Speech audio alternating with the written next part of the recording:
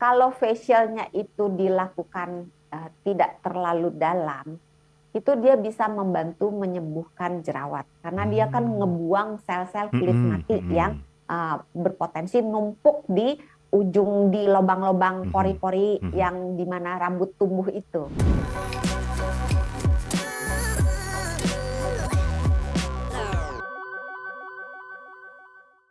Bagaimana dengan facial, dokter? Apakah disarankan untuk mengobati jerawat?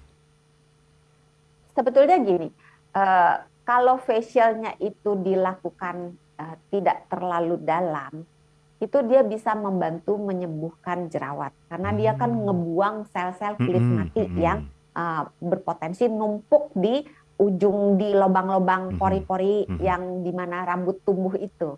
Jadi kalau dibersihkan kulitnya, berarti kan sumbatan-sumbatannya itu bisa bersih juga. mhm. Tapi masalahnya kalau terlalu dalam, maka struktur kulit akan rusak.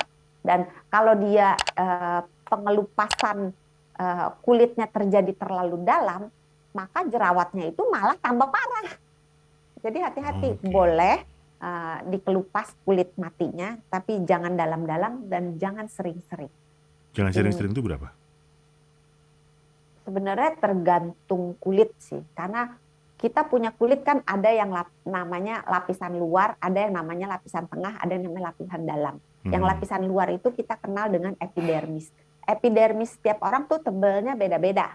Ada yang tapi jangan bilang muka badak itu tebel banget itu lain ya. Jadi ada yang epidermisnya itu tebel, ada yang tipis. Kalau dia tebel boleh lebih sering dibandingkan dengan yang tipis. Nah, terus taunya dari mana? Ya ke dokter kulit. Oh, oke. Jadi sebelum facial sebaiknya juga mengetahui dulu nih kondisi kulit Tahu kita seperti apa tipe ya. kulit kita seperti apa. Oke. Semoga menjawab Pak Wiryadi. Kemudian ada Utet Kristina di Depok. Setiap kali datang bulan timbul jerawat, dokter, dan jerawatnya kalau kena sentuh sakit banget. Bagaimana cara mencegahnya? Iya, terima kasih Ibu Utet Kristina atas pertanyaannya. Selamat malam.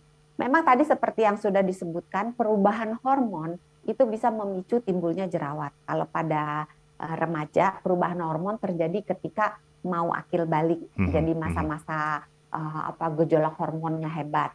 Tapi kalau pada orang yang lebih dewasa, itu pada wanita bisa terjadi perubahan-perubahan hormon 1 minggu menjelang haid atau pada 3 bulan awal kehamilan mhm. atau pada masa-masa memasuki menopause. Nah, untuk Ibu Utet memang agak susah kalau memang ini kaitannya dengan hormon, itu munculnya memang ya nggak tidak sulit dihindari gitu karena memang hormon memicu timbulnya jerawat. Nah, kalau mau mengurangi timbulnya jerawat bagaimana?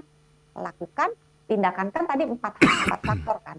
Jadi masih ada faktor bakterinya, masih Mhm, ada faktor inflamasinya, masih mhm. ada faktor debunya, masih ada faktor kelenjar minyaknya yang berlebihan. Maka lakukan tindakan-tindakan pencegahan yang lain yang meliputi 4 faktor ini karena yang hak hormon kan nggak bisa Ya, ya, diapa-apain. ya, Maksudnya ya. itu kan udah berkah dari Tuhan. Mau Betul, diatur juga betul. sebenarnya bisa sih diatur eh, ke dokter endokrin gitu untuk Mhm, diatur jumlah hormonnya mungkin bisa diperiksa dulu hormon mana yang terlalu tinggi atau terlalu rendah nanti dikoreksi hormonnya. Tapi tentunya kalau jerawatnya itu sangat-sangat mengganggu, kalau mhm, enggak ya tindakan itu rasanya terlalu berlebihan mhm. gitu. Atau bisa juga coba dengan penggunaan pil KB.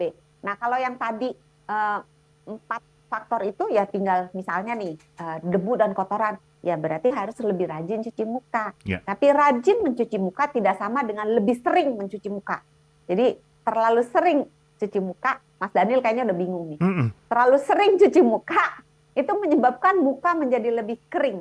Kalau muka lebih kering, badan kita panik. Wah, mukanya kering nih.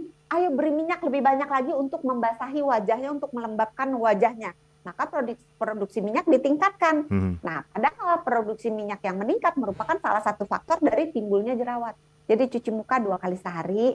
Terus kalau cuci muka tuh jangan kayak mau ngegosok mukanya mantan gitu, gosok keras gitu pakai kalau perlu pakai scrub gitu, keras banget. Heeh. Jangan lembut-lembut aja. Terus dihandukinnya juga ditap-tap aja, jangan digosok keras-keras. Udah handuknya yang Oh. kualitas 10.005 gitu, seratnya kasar gitu, Ya, ya. digosok ke muka kayak ngegosok muka mantan gitu kan. Jadi itu akan menimbulkan kulitnya malah jadi lebih sensitif, menyebabkan munculnya jerawat dan menyebabkan jerawat yang ada semakin parah.